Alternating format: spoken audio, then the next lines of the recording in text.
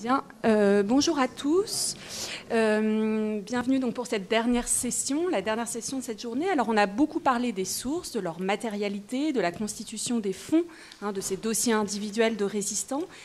Et ce que je vous propose, en compagnie de mes deux collègues historiens, c'est d'ouvrir un petit peu la boîte noire en fait, du travail de l'historien, c'est-à-dire, au fond, comment les historiennes et les historiens s'emparent de ces dossiers individuels pour les utiliser dans la perspective de leur recherche et comment ils peuvent utiliser ces sources qui, on l'a vu tout au long de la journée, sont extrêmement riches, ont donc une histoire très particulière, mais sont globalement extrêmement riches, mais qui peuvent aussi avoir leurs biais, leurs éventuelles limites, et comment, au fond, voilà, les historiens bricolent. Alors, aujourd'hui, donc, nous avons deux interventions.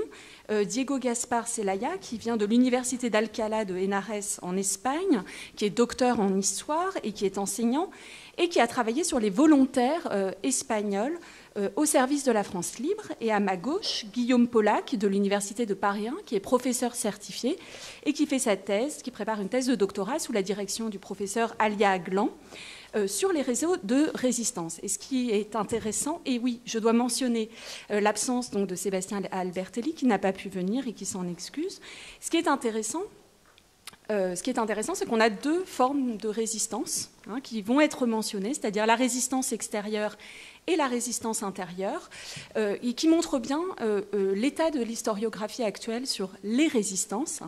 Et je profite d'avoir la parole pour vous parler d'un colloque qui aura lieu demain, justement sur la question des militaires en résistance au pluriel, en associant donc, en réfléchissant au lien entre les deux types de résistance. Donc, sans plus attendre, je cède la parole. Alors, dans l'ordre, je ne sais plus, eh bien, à Diego Gaspar. Allons-y. Vous avez 20 minutes. Max, je serai intraitable. Okay. Bon, merci. Bonjour à tous. Je tiens tout d'abord à remercier les organisateurs de cette journée d'études de m'avoir invité à participer avec cette communication consacrée à l'histoire de la participation espagnole dans la résistance, qui s'est marqué dans le titre, notamment, enfin, on peut le mettre entre parenthèses, la résistance extérieure. C'est le cas que j'ai pu analyser plus en détail, on dirait. Donc, même si, pour beaucoup d'entre vous, j'espère que des noms comme Amado Granell, par exemple, lui, ou José Antonio Alonso, de l'autre côté, ou même Neus Catala, qui n'est pas ici en photo, vous serez familiers.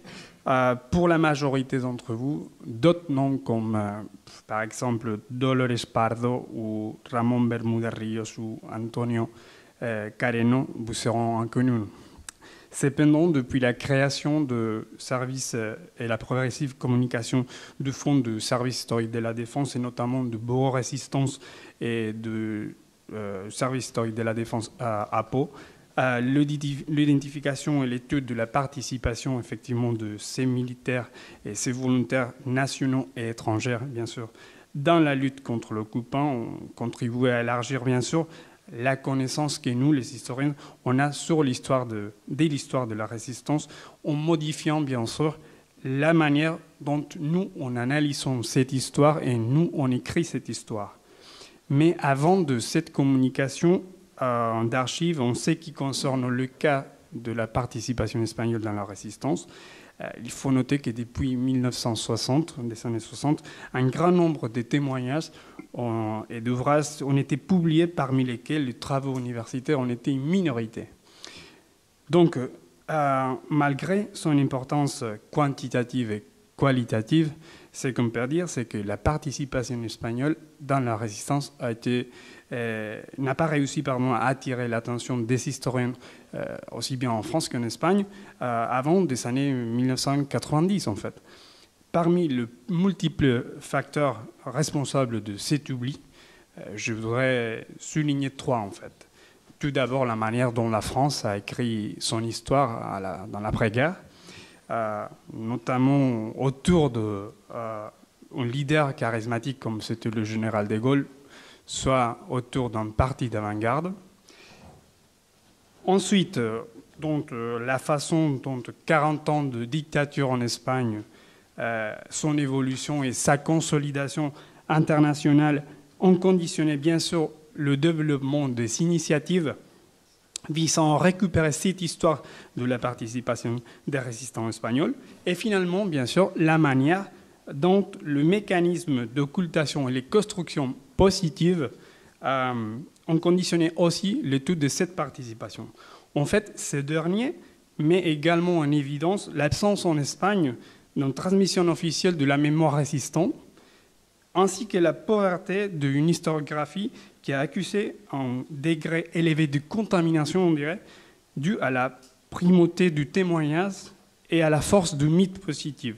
C'est qui, loin d'être corrigé en démocratie, a continué à, bien sûr, à alimenter toute une série de légendes qui fournissaient une image militaire masculine et héroïque de la participation espagnole dans la résistance qui ne se correspond pas du tout à la réalité, en fait. Cette réalité a été accessible, est accessible à nous maintenant à partir de ces dossiers individuels dont aujourd'hui on s'occupe. Des bons exemples de cette image, par exemple, c'est l'Enorme Production, qui est l'industrie culturelle à consacrer à la participation de la Nueve dans la Libération de Paris. Et les récits, bien sûr, de différents camarades et différents écrivains qui ont consacré aux opérations que les Espagnols ils ont menées. Les Espagnols de la 13e demi-brigade de la Légion étrangère, ils sont menés en Arbique, notamment pour la conquête de la côte de Saint-Vent, etc. Mais ils sont des récits qui sont issus parfois de la solidarité des ex-combattants. Parfois, ils sont issus de l'attrait esthétique dans lequel les témoignages, j'insiste, et les expériences personnelles sont portées à la catégorie de faits, en réduisant la crédibilité des actions qui narrent et en participant aussi de la mythification d'une histoire qui devrait être récupérée sur une base d'une méthodologie professionnelle et analysée et basée aussi sur l'analyse rigoureuse des sources. C'était toutes des sources appliquées ici au cas du service historique de la défense, au cas des dossiers individuels qui nous occupent aujourd'hui, a été inutile, fondamental pour mettre en œuvre l'analyse micro et macro combinée de la participation espagnole dans la résistance extérieure. Une analyse que, dans un point de vue macro, m'a permis d'identifier les volontaires espagnols qui ont été homologués comme des FFL, selon les statuts FFL, bien sûr, donc en étudiant et analysant les statuts FFL, d'analyser et comparer cette participation espagnole avec celle des principaux groupes étrangers qui sont aussi contribués dans les FFL, notamment de Britanniques, de Belges, etc., de reconstruire les principaux itinéraires résistants qui ont été explorés par les Espagnols, et bien sûr de définir le profil général auquel répondait la grande majorité des volontaires espagnols qui ont été au service de la France libre. Alors que, dans un point de vue micro, j'ai pu reconstituer une histoire sociale des Espagnols FFL, une histoire qui est composée d'une multitude d'histoires reliées entre elles et qui met en évidence les points de contact et les différences que présentent ces caps individuels. Une analyse qui nous permet de nous plonger dans la connaissance détaillée des actions et que ces résistants ont effectué individuellement et en groupe, mais aussi dans l'étude de leur âge, l'état civil, leur religion, leur itinéraire vital, leur engagement, leur service, leur décoration, leur destin de l'immédiat après-guerre. Donc, notamment des données qui sont très riches, des données tous qui sont liées à d'autres sources dans lesquelles j'ai réussi aussi à obtenir des informations pour retracer une image très riche de l'expérience résistante au sein de la résistance extérieure.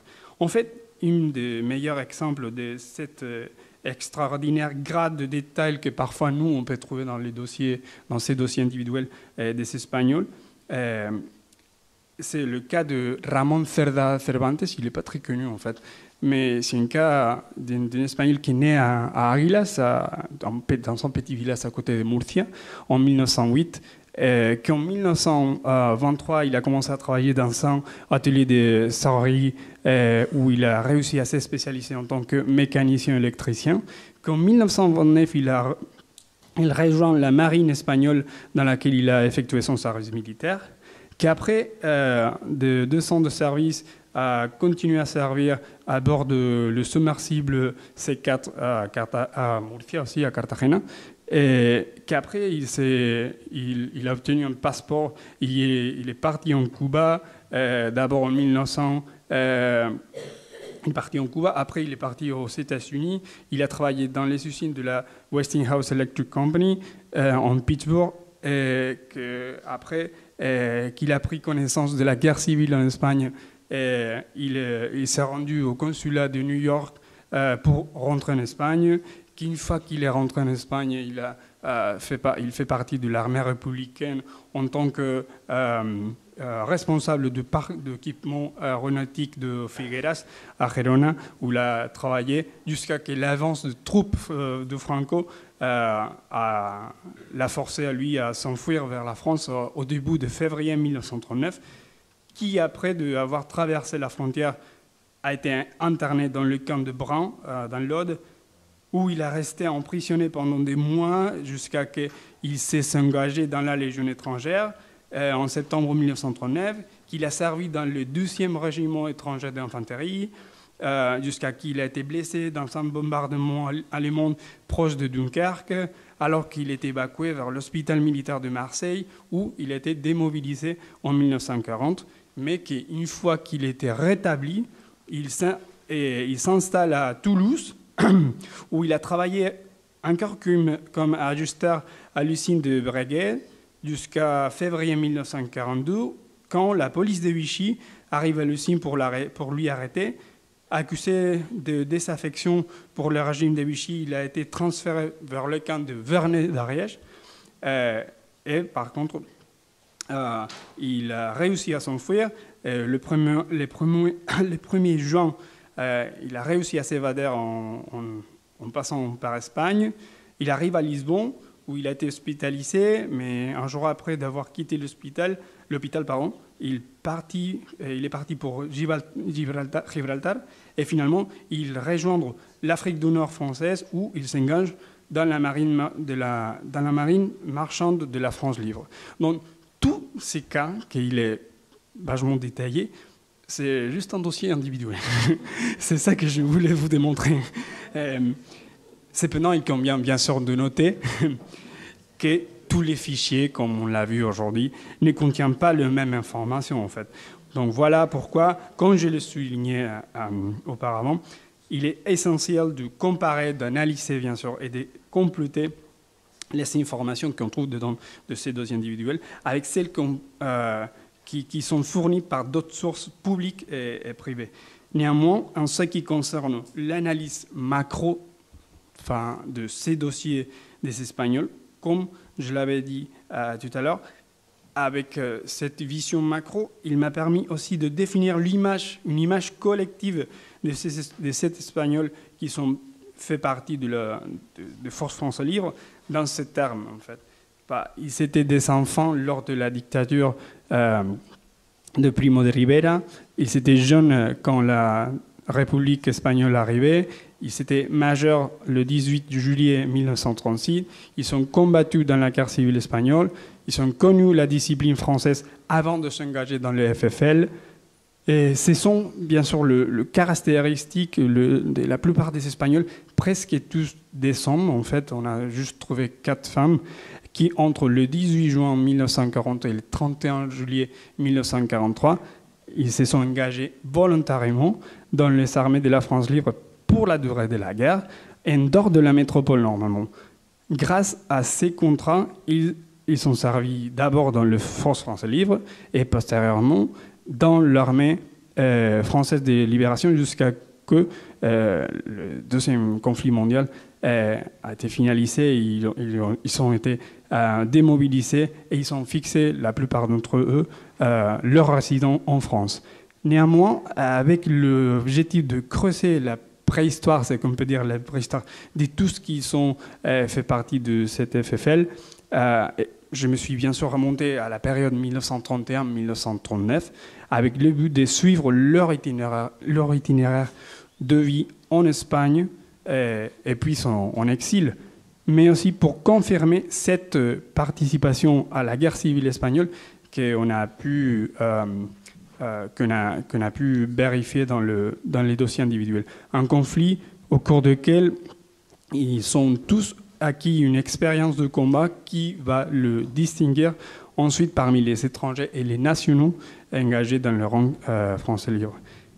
Donc, grâce à la division que le gouvernement français a accusée lors de l'arrivée massive des Espagnols aux frontières françaises au début 1939, ceux qui ont été placés dans des dizaines de camps d'internement ont réussi normalement à s'en sortir grâce à 5 options, et entre se faire apporter en Espagne, émigrer dans un autre pays, et notamment en Amérique latine, se faire embaucher par des particuliers français ou bien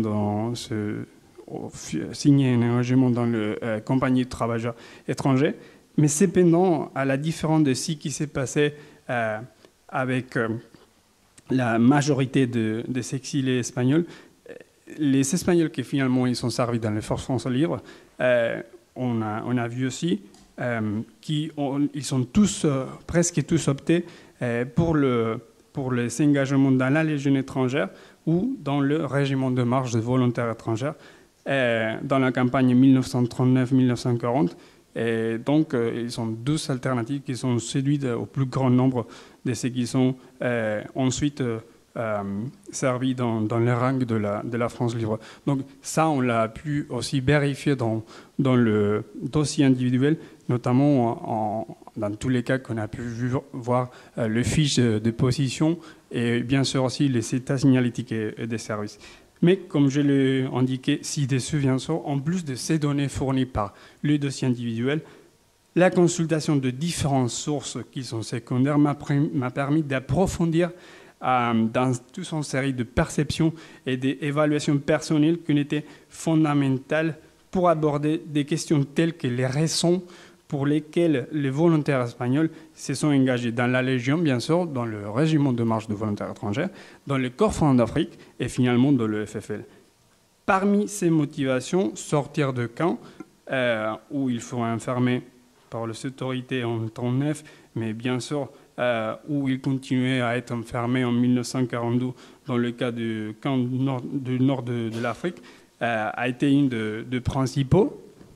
Mais il faut remarquer qu'une bonne partie de ces résistants espagnols ont vu dans les engagements dans le Fort français libre la possibilité de continuer la lutte qui avait commencé bien sûr en Espagne en 1936 contre le fascisme international.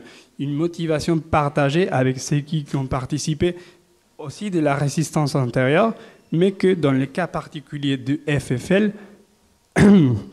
c'est dû favorisé par la possibilité de s'engager dans une armée régulière, bien armée et guidée par des chefs militaires comme De Gaulle ou Leclerc, auxquels beaucoup de volontaires étrangers voyaient comme des défenseurs de la liberté.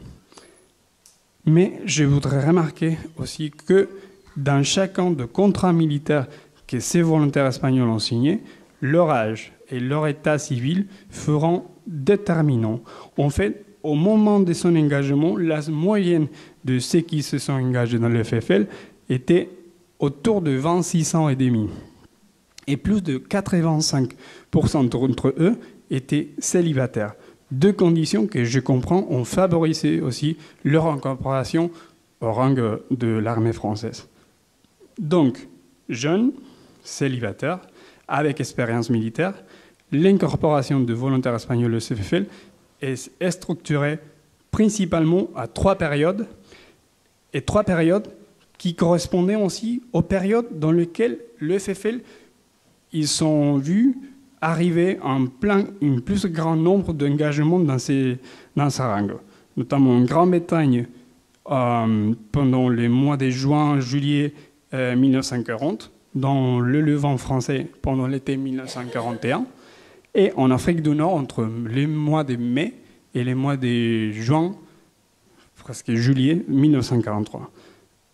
Donc, il faut remarquer aussi que même si la grande majorité de ces Espagnols feront descendre, comme je l'avais dit, 4 Espagnols ont le statut de combattant FFL après avoir et faire reconnaître leurs services comme des agents payants, donc notamment on a parlé tout à l'heure, P1 et P2, dans de différents réseaux d'évasion, action et information qui étaient liés au Comité français de libération nationale.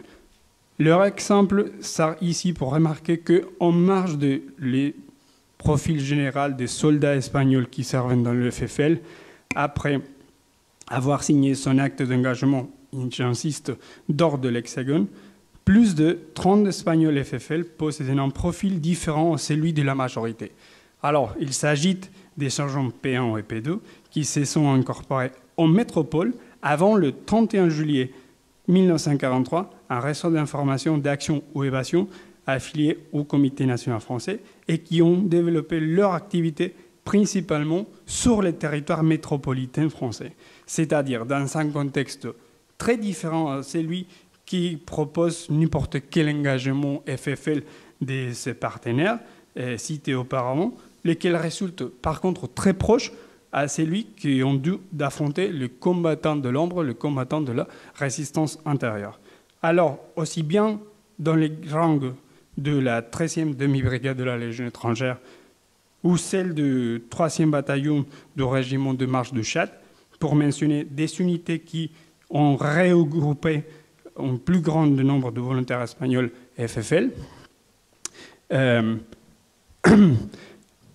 Tous ces volontaires espagnols, ils sont partagés avec des Français et avec des étrangers un univers commun marqué par la guerre, dans lequel leur comportement était correct et bien apprécié par leur chef militaire, bien qu'il soit remarquable qu'il n'y a eu qu'un accès très minoritaire, 2% en fait, des volontaires espagnols qui ont accédé à l'échelle d'officier.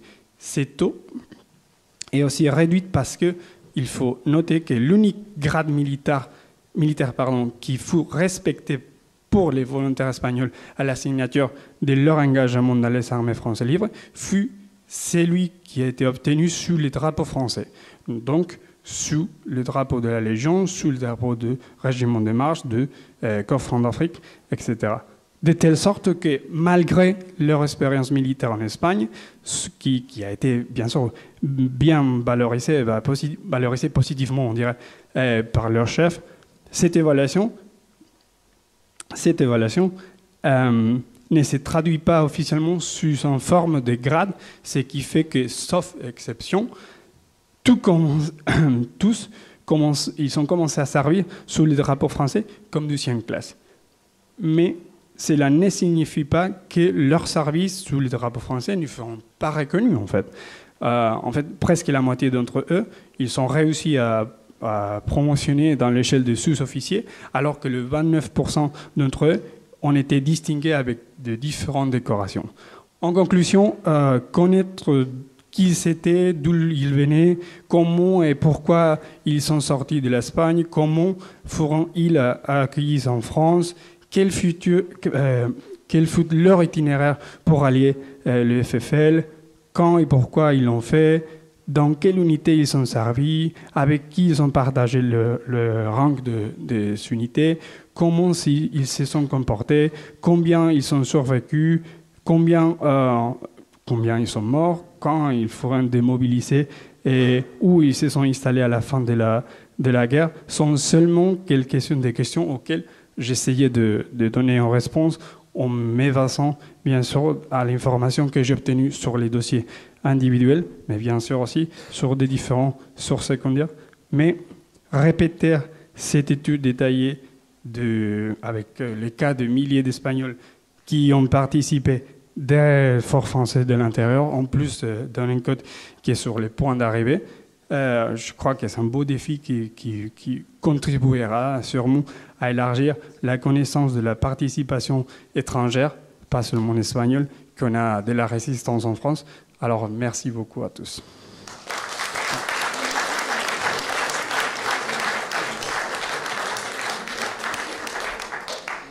Merci beaucoup. Ce que je propose, c'est d'enchaîner directement sur l'autre communication et de garder les questions pour la fin. Donc, notez-les bien et on débattra ensuite après. 20 minutes, même tarif. Merci beaucoup. Bonjour. Alors c'est pour moi un grand honneur de parler devant vous et dans ce lieu parce que le SHD c'est un petit peu le lieu, pratiquement ma deuxième maison où j'ai fait mes recherches de thèse, où je fais encore mes recherches de thèse qui sont consacrées au réseau de résistance. Donc il a été beaucoup question depuis ce matin des archives des réseaux de résistance. On a fait un tour sur les sources. Donc mon intervention va prolonger un petit peu ce qui a été dit avant.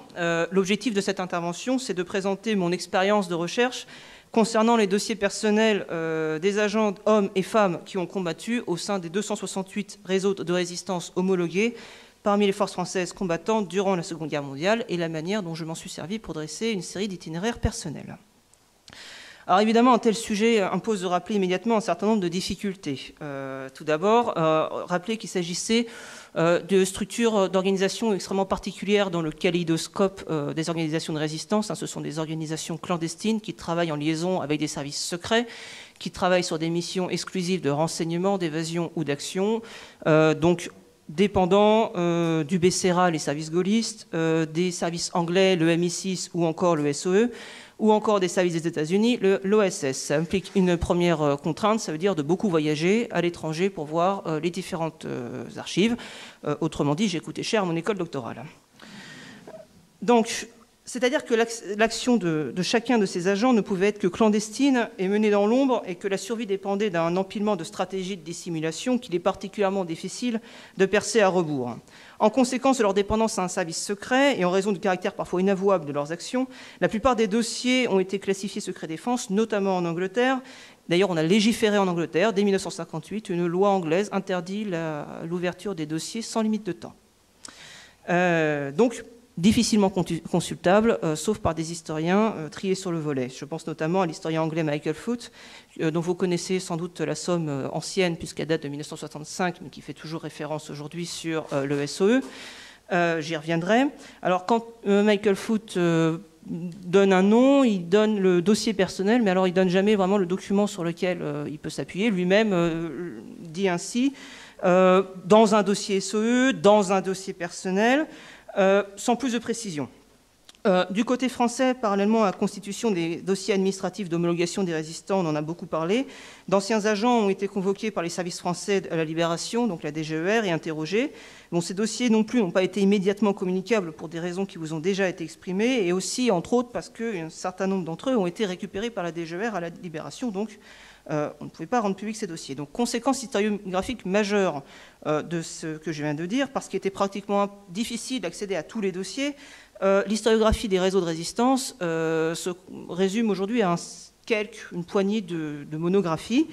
Par ailleurs, il faut bien rappeler qu'en France, l'histoire politique n'a pas été pendant très longtemps à la mode dans les universités, et quant à l'histoire du renseignement, elle a été délaissée pendant très longtemps, jusqu'à récemment.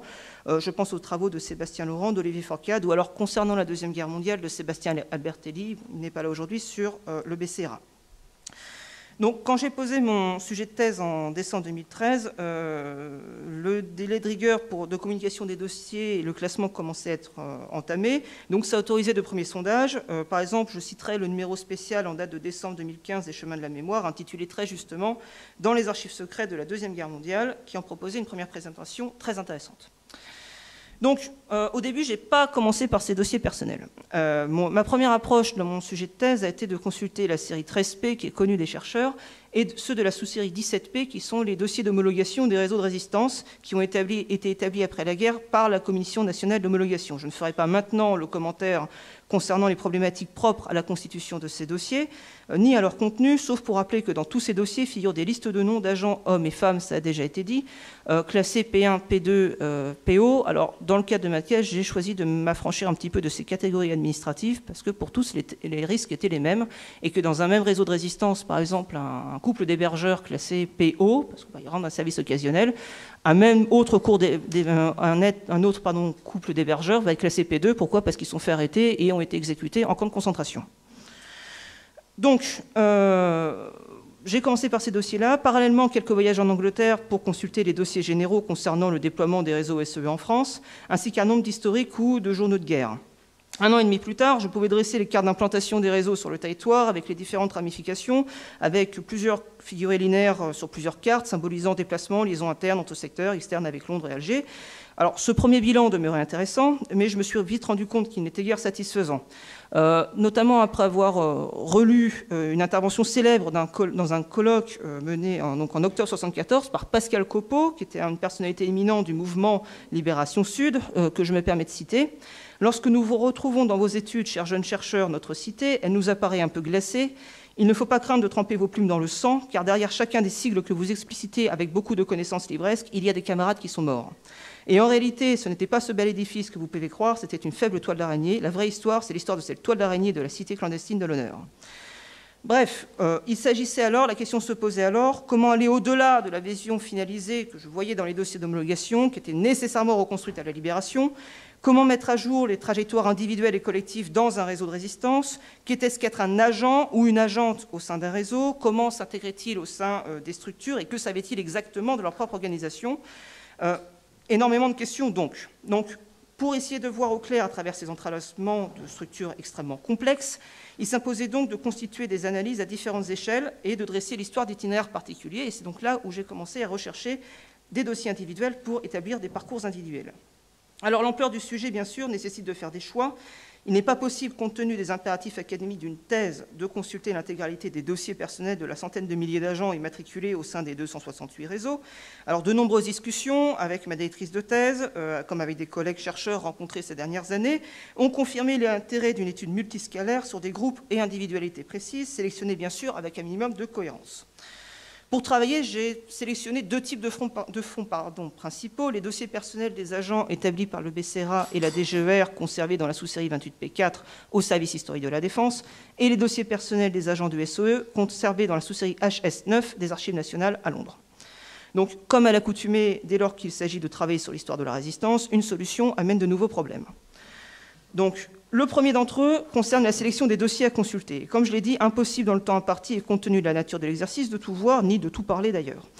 Par ailleurs, le caractère hétérogène des contenus entre et à l'intérieur de chacune des sous-séries précitées rend quant à lui difficile une approche comparatiste et une appréciation globale.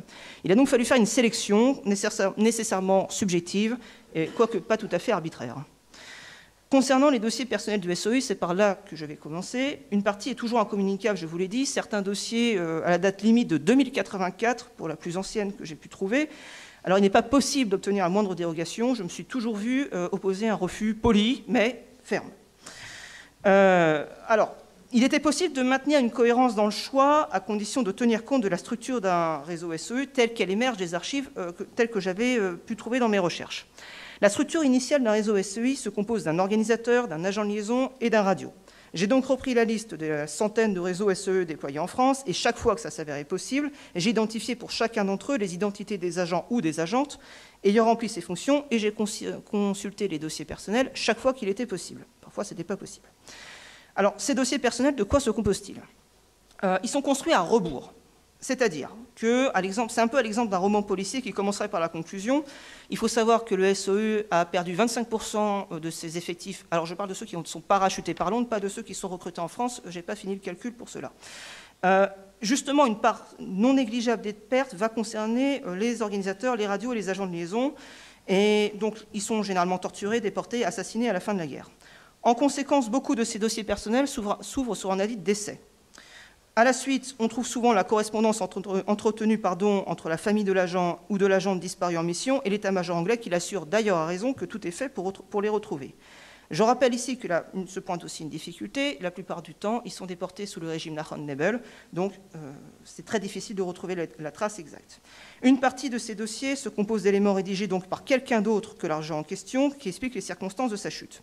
Et plus on avance dans le dossier, plus on reconstitue, mais à rebours, le parcours de l'agent. Si beaucoup de dossiers personnels s'ouvrent sur un avis de décès accompagné de l'aide donc adressée par la famille à l'état-major concernant la recherche en cours du cadavre, il se termine généralement par le feuillet signé par l'agent lui-même, prenant acte de son engagement et parfois de la manière dont il fut recruté. Entre les deux, on trouve des documents très différents, des rapports de mission, notamment si l'agent a pu revenir à Londres entre deux missions ou alors s'il a survécu, et des rapports d'entraînement. Il est possible de décrire un cas particulier qui m'a beaucoup occupé, celui des femmes anglaises entraînées et parachutées par le SOE en France et dont une partie significative trouva la mort dans les camps de concentration autour de l'été 1944. Donc, ce qui est vraiment intéressant dans la lecture de ces dossiers, c'est la manière dont les services anglais ont procédé à la militarisation d'un personnel féminin et les a déployés sur un terrain où elles n'étaient pas attendues. Aussi, les dossiers personnels s'avèrent riches en renseignements. Les rapports d'entraînement, premièrement, témoignent de la manière dont le SOE a totalement renversé les normes genrées de la guerre en entraînant des femmes au combat et en exacerbant leur violence à égalité avec le personnel masculin.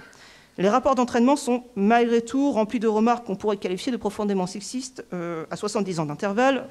Je vous laisse en deviner la nature. Les rapports de mission des survivantes témoignent de la réalité du combat clandestin et de la manière d'instrumentaliser le genre pour obtenir un avantage tactique. Employées comme agentes de liaison ou radio parce qu'elles étaient supposées être moins soupçonnables, leur connaissance du monde clandestin permet d'affiner notre appréciation sur les structures et le fonctionnement d'un réseau action du SOI, un thème qui d'ailleurs n'est pas abordé par Michael Foot dans son ouvrage. Par ailleurs, on trouve également les rapports d'enquête menés par le SOE à la fin de la guerre sur la disparition des agents tombés dans les mains nazies, qui éclairent de manière extrêmement édifiante et extrêmement cruelle le traitement spécial, sans mauvais jeu de mots, réservé par les nazis. Vera Atkins, qui a été la directrice des opérations au SOE, a ainsi collecté les témoignages des gardiens et gardiennes des camps, ainsi que de SS, qui chacun narrent de manière extrêmement crue les derniers instants de ces femmes, juste avant leur exécution ou bien leur crémation, alors qu'elles étaient encore vives. Donc, grâce à ces dossiers personnels du SOE, j'ai pu reconstituer une 50aine de parcours individuels pendant la guerre, du recrutement jusqu'à la libération et jusqu'aux circonstances de l'arrestation et ou à la mort de l'agent ou de l'agente. L'avantage ici est qu'il s'agit de documents généralement contemporains à l'action qu'ils décrivent et en croisant de manière thématique, ils permettent d'aborder à l'échelle individuelle les motivations de l'engagement et les dynamiques de la militarisation d'un groupe de civils déployés derrière les lignes ennemies. Ils permettent également donc une approche anthropologique de la vie clandestine ou l'étude de ce qu'on pourrait appeler la résistance au quotidien. Une partie de ces agents ont été par la suite interrogés par le comité d'histoire de la Seconde Guerre mondiale après la guerre et il est particulièrement intéressant de comparer ces dossiers-là avec les témoignages et j'adresse un grand merci au passage à Madame Patricia Gillet qui m'avait envoyé l'inventaire complet de la série 72 AJ dont je me suis beaucoup servi avec le commentaire « Vous ne manquerez pas de matière », effectivement.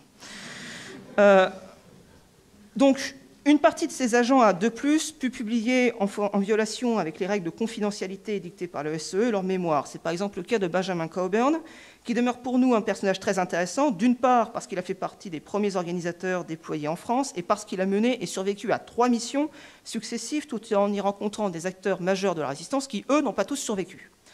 Personnage très peu connu en France en dehors des spécialistes, il est pourtant un des rares agents anglais pour qui on dispose d'un dossier individuel, d'un témoignage conservé aux archives nationales et d'un ouvrage No Cloak, No Dagger, qui est aussi un des plus rares à avoir été traduit en français sous le titre Sans cape ni épée.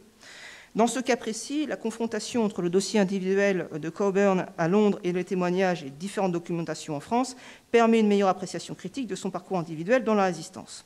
Maintenant, est-ce que ces dossiers sont infaillibles? Non. Il est manifeste que certaines pièces sont escamotées. Quand on ouvre les dossiers, vous avez des feuillets jaunes estampillés Public Record Act 1958, la loi dont je vous parlais tout à l'heure. D'autres, de manière moins affirmée, le dossier individuel, par exemple, de la résistante Anne-Marie Walters, à qui j'avais consacré un article, est amputé d'un rapport secret envoyé par elle directement à Maurice Buckmaster, le chef de la section F, qui explique les véritables raisons de son départ en France en juillet 1944. Si on en reste au dossier SOE officiel en raison d'un message urgent apporté à Londres, moi j'y croyais pas un seul instant puisque son chef avait alors un radio qui fonctionnait très bien, donc cherchez.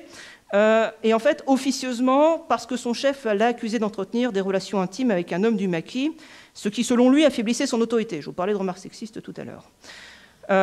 J'ai pu consulter ce rapport secret dans les archives familiales au domicile des enfants d'Anne-Marie Walters, qui m'ont généreusement accueilli au milieu d'une inondation et d'un épisode Cévenol dans un petit village du Gard. C'était un de mes meilleurs souvenirs de thèse, en vrai. Alors, j'ai longtemps cru que ces dossiers personnels détenus à Londres, accompagnés des documents des dossiers des archives nationales, seraient le seul moyen dont je disposerais pour retracer les parcours individuels. Mais c'était sans compter sur l'achèvement du classement des dossiers de la sous-série 28P4 au service historique de la Défense. Donc cette sous-série est mon deuxième fonds principal d'archives utilisé pour retracer les dossiers individuels. Alors bien sûr, il y a aussi la série 16P. J'ai consulté ponctuellement des documents dans la sous-série 16P, mais disons que, c'est ma minute un peu provocatrice du jour, la date butoir de soutenance s'accordait mal avec les règles de consultation du SHD. Donc, ces dernières fixant à 5 le nombre de dossiers pouvant être commandés par jour, il a donc fallu opérer un choix entre commander 5 cartons détenant plusieurs dossiers individuels dans la sous-série 28P4 ou commander 5 dossiers au compte-gouttes dans la sous-série 16P. Bon, évidemment, j'ai choisi 28P4. Alors, l'inventaire détaillé et définitif de cette sous-série a été très récent puisqu'il date de 2017. En fait, les premiers dossiers ont été classés dès 2015. Il s'agissait des dossiers individuels des agents des réseaux de renseignement, auxquels se sont ensuite ajoutés ceux des réseaux d'évasion et enfin des réseaux actions. Donc, ils ont été versés en 2000 par la DGSE et leur contenu est extrêmement hétéroclite. Il y a environ 15 000 dossiers individuels, ça a été dit. Ils contiennent des documents produits par plusieurs services à plusieurs époques. On peut compter donc des archives du BCRA, des comptes rendus d'interrogatoire, des fiches d'identification, des dossiers de faux papiers. On vous en a déjà parlé.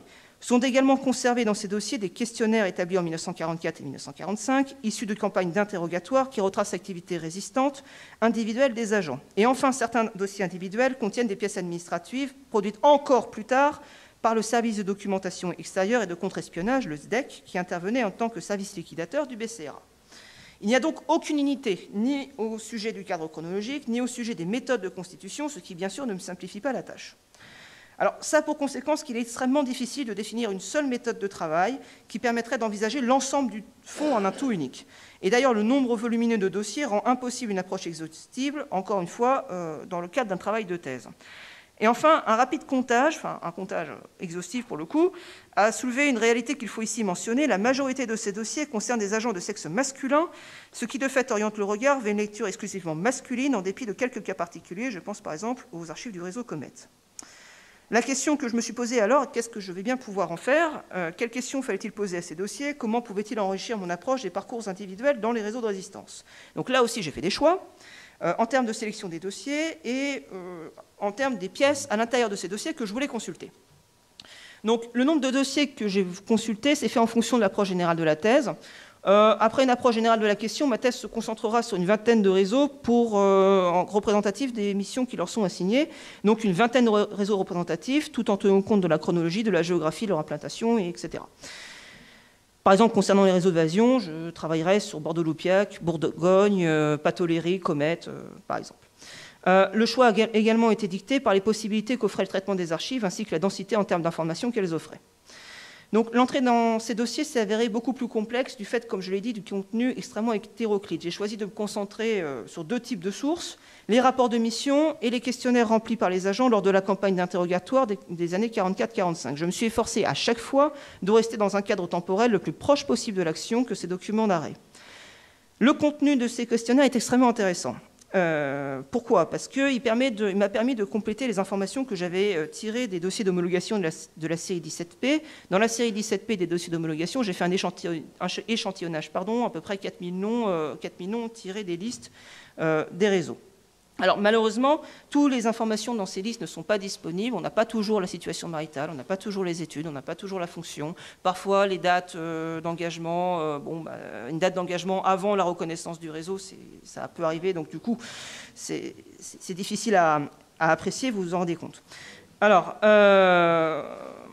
donc, ces dossiers dans la sous-série 28P4, ces questionnaires ont les informations classiques d'état civil. Ils indiquent également les études, les parcours professionnels, les diplômes obtenus, parfois également les orientations politiques et les motivations de l'engagement. Concernant l'activité clandestine en elle-même, plusieurs informations s'avèrent essentielles. Premièrement, l'agent indique qui l'a recruté, comment et pour quelle fonction. Un rapport d'activité est également joint, mais plus intéressant encore, l'agent est invité à indiquer deux informations qui pour nous apparaissent centrales dès lors qu'on s'intéresse à une organisation clandestine. Le nombre de personnes que l'agent connaît dans la résistance et le schéma de l'organisation, mais tel que l'agent la connaît. J'ai presque fini. Les réponses à ces questions varient selon la fonction exercée. Un chef de réseau cite généralement une vingtaine de noms et dresse une carte à peu près exacte des ramifications de son organisation, mais sa connaissance s'achève à l'échelon de commandement. En revanche, si on renverse la perspective et qu'on va vers un résistant local, je dirais entre guillemets de base, alors, effectivement, là, on est sur un autre cas. Lui, il va être incapable, dans environ 75 à 80% des cas, de citer plus de 2 ou 3 personnes, et son rapport d'activité va permettre de se situer au plus près de l'action clandestine. Comment on obtient un renseignement? Comment on fait passer la ligne de démarcation à un pilote anglais? Ou comment on la contourne? Ou comment pose-t-on concrètement un explosif sur une voie ferrée? Donc, le traitement des dossiers personnels des agents des réseaux de résistance ne s'achèvera pas avec ma thèse. Il faudra des années et de nombreuses contributions pour en dresser une analyse complète et exhaustive. Et à ce stade, je ne peux que me permettre d'entreprendre, de jeter des jalons et qui seront sans nul doute discutés par la suite. Et je l'espère soulever un certain nombre de questions. Premièrement, que nous apprennent ces dossiers sur la résistance? Aucun de ces dossiers individuels ne rend une image suffisamment précise de la structure générale parce qu'il était impossible, même pour un chef de réseau, de connaître parfaitement au moment de l'action l'ensemble des ramifications et des troupes placées sous son commandement. Par ailleurs, tous les agents et agentes ne furent pas interrogés par la DGER et aucun agent du SOU recruté en France et n'étant pas passé en Angleterre ne dispose d'un dossier personnel à Londres.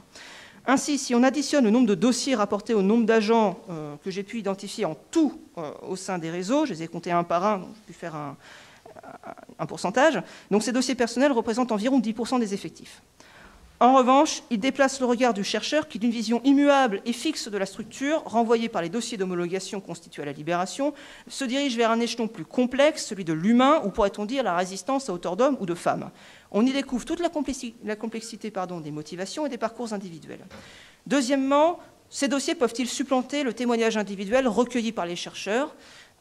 Ces dossiers personnels présentent un avantage. Ils ont des informations de première main et permettent sans nul doute, si on les croise avec d'autres sources, de dresser la carte de parcours individuels.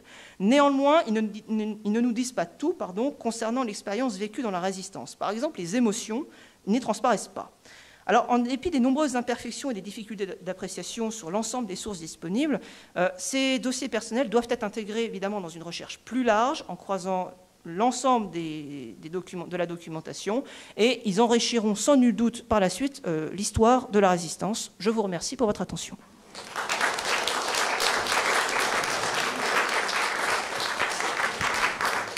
Merci beaucoup pour ces deux très belles présentations qui, je crois, montrent bien où on en est de l'histoire renouvelée de la résistance et notamment, je vous en prie, une histoire sociale fine de ces résistances, une histoire sociale fine qui s'intéresse, et on a là deux exemples, à des groupes sociaux, si je puis dire, qui jusque-là avaient été un petit peu laissés de côté, les étrangers, les femmes, vous en avez beaucoup parlé, Guillaume, et d'ailleurs Sébastien Albertelli, qui n'est pas là, en aurait parlé également, et je crois que ces dossiers, en tout cas vous l'avez montré, ces dossiers individuels du SHD, en particulier la série 28P, avec quand même ses limites, vous l'avez aussi montré, peut nous permettre d'enrichir un peu les regards et de s'intéresser à cette résistance à hauteur de femmes et d'hommes, comme vous l'avez souligné.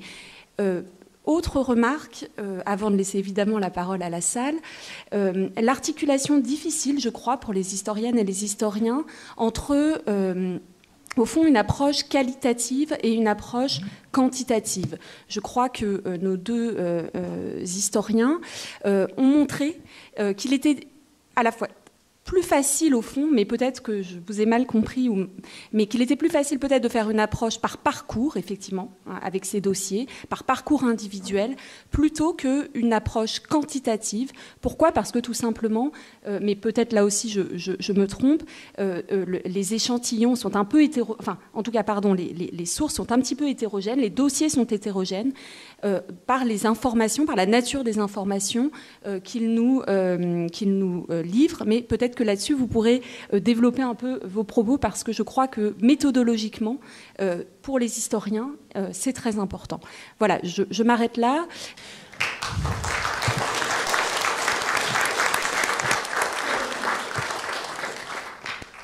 Je vais du coup laisser la parole à Fabrice Grenard pour les conclusions. Un grand merci à Frédéric Eguigneur, qui est à l'origine de cette journée d'études. Et un grand merci au SHD de nous avoir si bien accueillis aujourd'hui.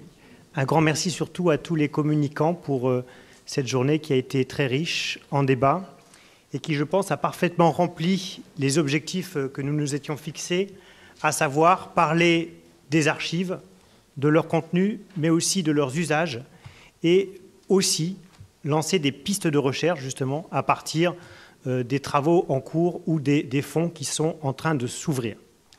Alors je pense qu'après cette journée, vous êtes tous familiers maintenant avec un certain nombre de séries, 16P, 28P4, 21P, voilà, vous savez tous ce que ça veut dire. Vous savez aussi, je pense que vous avez compris qu'il y a 600 000 dossiers individuels ici au SHD et que ces dossiers renvoient à 5 catégories bien différentes, que je prononcerai pour une dernière fois, les FFL, donc les Français libres, les forces françaises combattantes, où l'on trouve plutôt les membres des réseaux, les FFI, bien sûr, Corps franc, maquisards, les RIF, donc Résistance intérieure française, et les DIR, déportés et internés résistants. Et puis bien sûr, vous savez tout maintenant aussi du décret du 25 juillet 1942 et de ce qu'il a permis pour l'homologation ensuite des agents. On peut même ajouter une nouvelle famille, ce sont ceux qui sont titulaires d'un dossier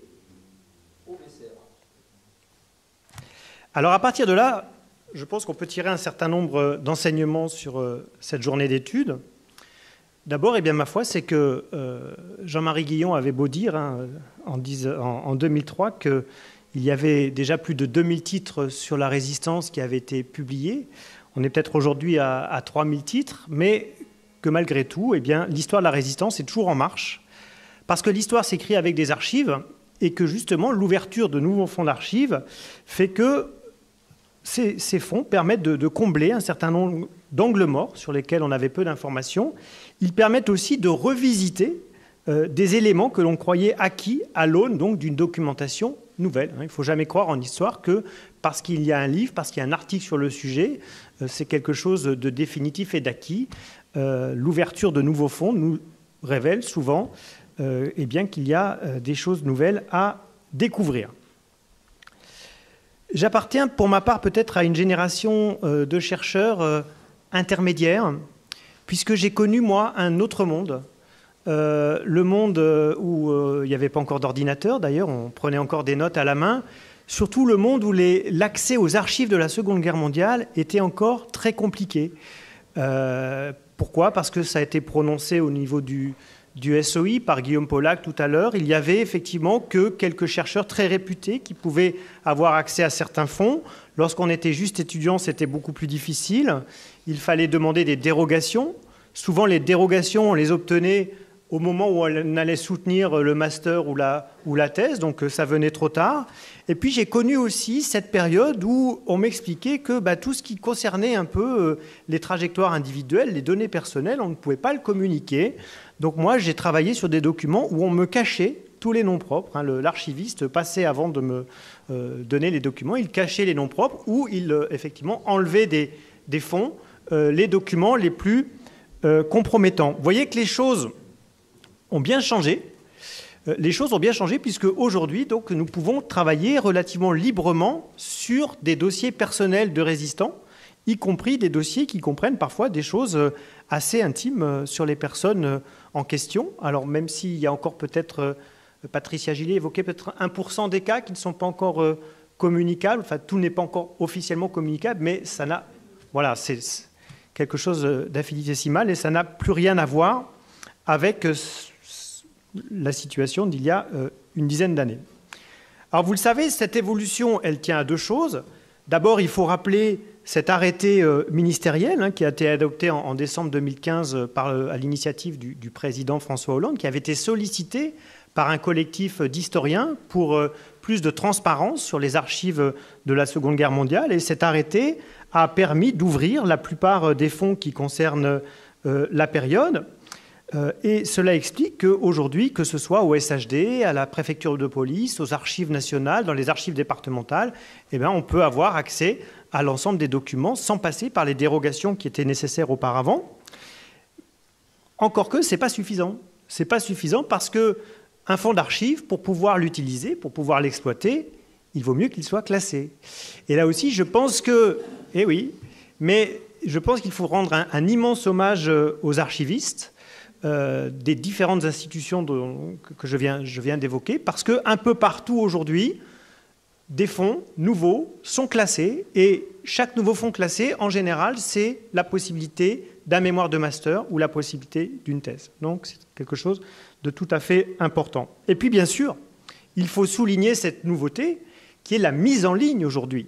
La mise en ligne des inventaires qui permet depuis chez soi de s'y repérer un petit peu dans la jungle des archives, qui permet de plus en plus de commander à distance, ce qui fait gagner un temps fou. Et on a donc cette formidable base de données mise en ligne sur le site Mémoire des Hommes, comme ça vous a été montré ce matin par Frédéric, cette base de données qui non seulement vous permet de faire une recherche sur un cas précis, mais surtout qui permet à des chercheurs de tenter des recherches croisées. C'était très clair ce matin sur, effectivement, trouver le nombre de femmes appartenant à un type de mouvement ou à un type de réseau originaire de telle région qu'il y a dans la base. Et même si ça a été souligné, ce n'est pas une base qui est exhaustive, on n'a pas là la liste de tous les résistants français, on a quand même 600 000 cas environ, et donc c'est quand même un échantillon qui nous permet d'avoir des tendances assez fortes, des tendances assez fortes. De toute façon, aucun historien ne travaillera jamais sur l'ensemble des documents disponibles. Donc il faut toujours arriver à trouver des biais, des prismes, et grâce à cette base, je pense que beaucoup de choses seront possibles qui n'étaient pas forcément jusqu'alors. Vous l'avez compris aussi, ce sera mon deuxième point, je pense que l'ouverture de ces nouveaux fonds, de ces dossiers individuels est essentielle pour l'écriture d'une histoire scientifique de la résistance. Pourquoi ? D'abord parce que ça permet de remettre la démarche biographique au cœur. Pas forcément pour travailler que sur un résistant, ça vous a bien été expliqué lors des différentes communications. L'idée, c'est de travailler en réseau, c'est de faire des croisements, mais remettre la biographie au cœur, c'est quand même souvent la meilleure façon pour saisir le sens d'un engagement, les motivations qui ont poussé des résistants, des jeunes Français, des femmes, des étrangers à rejoindre la résistance. C'est Robert Guildy qui a publié récemment un ouvrage qui s'appelle « Comment sont-ils devenus résistants ?» et qui a fait justement ce choix-là pour essayer de pénétrer au cœur de la résistance, pour essayer de comprendre quels avaient été le sens des engagements des résistants. Il a fait le choix de suivre des trajectoires. Donc il ne s'est pas mis surplombant dans la synthèse, il a suivi des trajectoires parce qu'il pense que c'est la meilleure façon de comprendre de l'intérieur la résistance. Et pour faire cela, évidemment, travailler sur des dossiers individuels, c'est une chance formidable. Un deuxième apport essentiel de ces fonds d'archives pour écrire une histoire scientifique de la période, c'est bien sûr la nature des documents que l'on peut y trouver. Parce que souvent, l'enjeu pour l'historien, c'est d'établir une chronologie. Et la chronologie la plus précise possible. Lorsqu'on lit certains témoignages, y compris des témoignages qui ont pu être collectés après la guerre et qu'on voit parfois dans la série 72 AJ aux Archives nationales, un résistant va vous dire « Oui, moi j'ai rejoint la résistance en 1942 ». Très bien. Mais rejoindre la résistance au début de l'année 42, alors que le Reich est encore victorieux sur tous les fronts et que la possibilité d'une libération de la France reste encore tout à fait utopique, ou rejoindre la résistance après novembre 42, c'est-à-dire après le débarquement en Afrique du Nord, lorsque là, justement, la possibilité d'une libération commence à devenir immédiate, ça n'a quand même pas du tout le même sens. Et l'intérêt de ces dossiers, c'est que quand vous avez un acte d'engagement précis, avec une date, avec un jour, là, vous ne pouvez pas tricher sur le moment où la personne s'est engagée. Vous avez aussi dans ces dossiers des trajectoires très détaillées, très complètes, notamment pour ceux qui sont partis dans les Français libres, avec les nominations, par exemple, c'est très important, quand est-ce qu'ils accèdent à tel ou tel grade. On a les ordres de mission, souvent, là aussi, très important pour comprendre le sens de l'action des résistants au cours de la période. Et puis, je pense que, vous l'avez bien compris, tout l'intérêt aussi de ces dossiers, lorsqu'on les travaille en groupe, c'est un petit peu comme un enquêteur de retisser la toile des organisations. Parce que quand vous êtes sur un dossier, vous allez voir un résistant et vous allez comprendre avec qui il est en rapport au-dessus de lui, sa hiérarchie, mais aussi en dessous de lui, ses différents contacts. Et puis comme ça, vous pouvez recompléter des organisations que, effectivement, ça a été dit à plusieurs reprises, que les résistants eux-mêmes connaissaient mal, puisqu'ils étaient dans la clandestinité. Et l'enquêteur devient encore plus enquêteur lorsque, comme Michel Blondin, il arrive à déchiffrer des pseudonymes, des codes, pour mettre derrière ces chiffres, derrière ces codes, pour mettre des personnes précises. Évidemment, il y a quand même des limites à ces fonds, limites qui ont largement été soulignées au cours de cette journée d'études. La première limite, c'est la très grande inégalité de ces dossiers. Je reprendrai l'expression d'Alain Alexandra ce matin, c'est un peu parfois une pochette surprise. C'est une pochette surprise parce qu'effectivement, on ne sait pas forcément ce qu'on va trouver dedans. Alors, vous l'avez vu, il y a des décalages très grands, d'abord selon les différents fonds. Si vous travaillez sur les fonds des Compagnons de la Libération, vous aurez des dossiers beaucoup plus fournis, hein, comme ça a été expliqué ce matin, beaucoup plus fournis que si vous travaillez sur les médaillés de la Résistance, par exemple. Mais y compris au sein d'un même fonds, et là, la série CSP est un exemple très illustratif, hein, comme l'a montré Fabrice Bourret ce matin. Dans la série CSP, vous avez certains dossiers avec un seul document. Et puis, vous en avez d'autres où vous avez une centaine de documents, ce qui crée des gros écarts, ce qui crée aussi souvent chez le chercheur une grosse frustration parce que quand on vient à Vincennes, quand on vient aux Archives nationales avec une série de cotes, on se dit « Ah, là, je vais peut-être passer une bonne journée ». Et en fait, à la fin de la journée, si à chaque fois, il n'y a qu'un document dans chaque carton, eh bien, on a plutôt le sentiment de perdre son temps. Voilà, mais ce sont les joies du travail de la recherche. Une autre limite, je parlais tout à l'heure de l'intérêt de certains documents qui permettent de préciser la chronologie. Évidemment, ça c'est vrai quand vous avez ce qu'on appelle, nous historiens, des sources primaires, c'est-à-dire des sources qui sont produites sur le moment même. Mais dans certains fonds, vous n'avez pas de sources primaires, puisque vous avez uniquement des dossiers qui ont été constitués après la guerre pour obtenir une homologation. Et là, comme l'a dit Thomas Fontaine, notamment ce matin, il faut vraiment faire attention, il faut toujours aborder ces dossiers avec un certain regard critique. Pour avoir vu, moi, plusieurs dossiers de communistes, par exemple dans la série CSP, on voit bien la volonté des communistes de tous faire remonter leur engagement à 40. Voilà. Donc ils essaient tous de montrer qu'ils avaient un engagement résistant en 1940, engagement qui est vrai, parce que quand on regarde bien entre les lignes, oui, ils étaient dans une organisation clandestine, oui, ils pouvaient être recherchés par la police de Vichy, etc. Mais on le sait aujourd'hui, l'historiographie a montré qu'avant le printemps 41, le Parti communiste est marginalisé, a une position tout à fait spécifique, et on ne peut pas parler spécifiquement de résistance pour les militants du Parti communiste. Une autre grande limite qui a été bien soulignée, c'est qu'en dépit de l'importance quantitative des dossiers, hein, on l'a dit, je reprends, 600 000 dossiers individuels, toutes les actions résistantes ne sont pas forcément représentées parce que vous l'avez bien compris, il y a ce prisme de l'homologation. Et il y a ce prisme aussi des actions plutôt à caractère militaire. À partir de là, eh bien, on va davantage trouver d'agents de réseau, de membres de corps francs, de maquisards, de Français libres, bien sûr, de personnes engagées dans les forces françaises combattantes.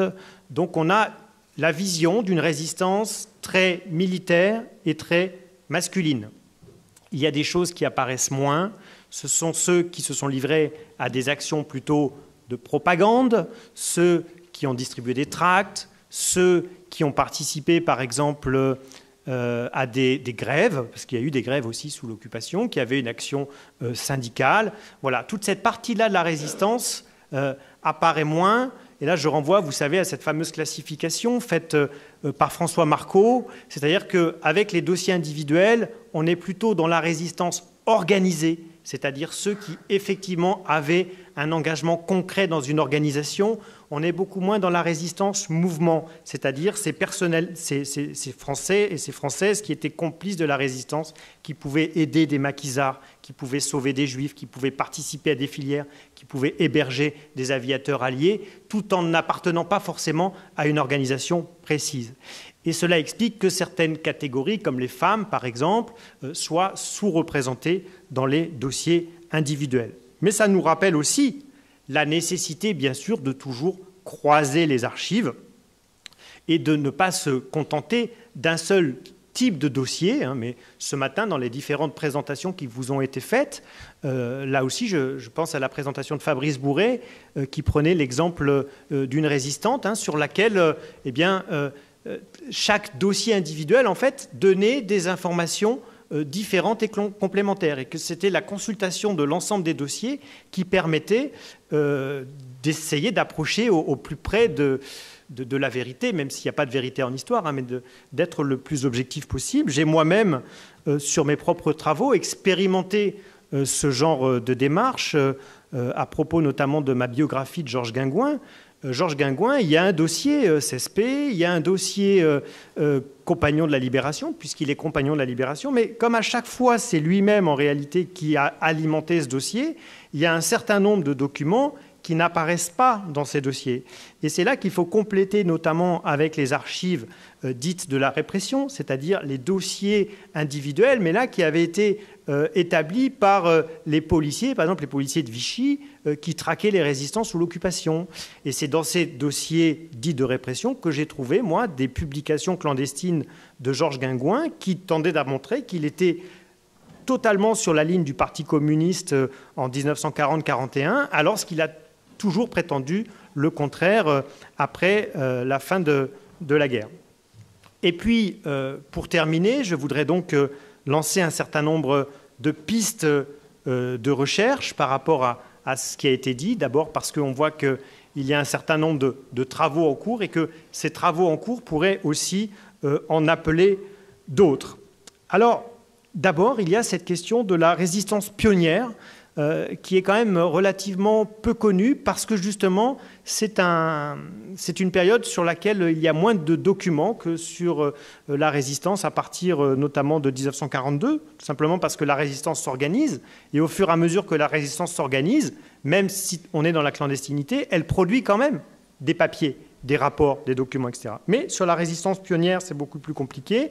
Et donc, j'ai bien noté ce que disait Patricia Gillier. Il y a une association nationale des résistants de 1940 dont on peut aujourd'hui consulter les archives. Et ça nous apprendra certainement beaucoup de choses sur cette résistance pionnière, c'est-à-dire celle qui se déroule entre l'été 1940 et l'été 1941. Vous l'avez compris, les réseaux, évidemment, sont un terrain de jeu formidable et Guillaume Pollack l'a voulu lui-même, sa thèse ne permettra pas de faire en sorte que tout soit dit sur le sujet. Alors vous le savez, il y a deux types d'organisations. Les mouvements, en réalité, sont beaucoup plus faciles à étudier et c'est certainement la raison pour laquelle vous avez à peu près aujourd'hui une thèse qui a été faite sur chaque grand mouvement, parce qu'un mouvement, il est adossé à un journal. Et un journal, c'est très facile parce qu'avec le journal, vous pouvez suivre l'évolution du mouvement au cours de la période. Et ce journal, vous pouvez le trouver à peu près partout, y compris aujourd'hui sur le site Gallica de la BNF. Les réseaux, c'est beaucoup plus compliqué parce qu'on est, comme l'a expliqué Guillaume Pollack, là dans une organisation plus secrète, plus clandestine, qui mène des actions militaires, d'ailleurs beaucoup plus recherchées aussi peut-être par les Allemands que les mouvements qui étaient plus dans une dimension politique. Et là aussi, donc, il y aura la thèse de Guillaume Pollack, mais il faudrait aussi relancer un certain nombre de travaux sur un certain nombre de monographies, sur un certain nombre de territoires. Alors j'ai aussi entendu des noms que l'on peut associer à des fonds peut-être disponibles. Le réseau Kazanga, Patricia Gillier en a parlé ce matin. Le réseau Manipule, ce réseau créé en 1942 et qui va essaimer dans toute la zone occupée, mais aussi en Belgique. Voilà, je pense qu'avec les réseaux, on a là un terrain de recherche qui reste important à développer. Et puis, nous avons aussi, même s'ils sont peut-être sous-représentés dans les dossiers individuels, nous avons la question de certaines catégories particulières dans la résistance. Les femmes, bien sûr. C'est là aussi, je pense, un sujet qui est en train d'être développé avec de plus en plus de travaux qui abordent la période sous l'angle du genre. Et encore une fois, c'est dommage que Sébastien Albertelli n'ait pas pu venir puisqu'il nous aurait parlé de l'étude qu'il est en train de mener sur le corps des volontaires françaises au sein des forces françaises libres. Et puis les étrangers. Vous avez eu donc la communication de Diego sur les résistants espagnols dans les Français libres. Une thèse est en cours actuellement par Tiffaine Catalan sur les républicains espagnols en Limousin. Et là aussi, je reprendrai une formule de Robert Guildy qui, lorsqu'il s'intéresse à cette résistance des étrangers dans son ouvrage, Comment sont-ils devenus résistants, a cette belle phrase, il dit « En fait, il vaudrait mieux parler, plutôt que de la résistance française, il vaudrait mieux parler de la résistance en France ». Tant, en fait, les composantes qui étaient au sein de cette résistance étaient diverses, et tant le rôle des étrangers y a été important. Je vous remercie beaucoup pour votre attention.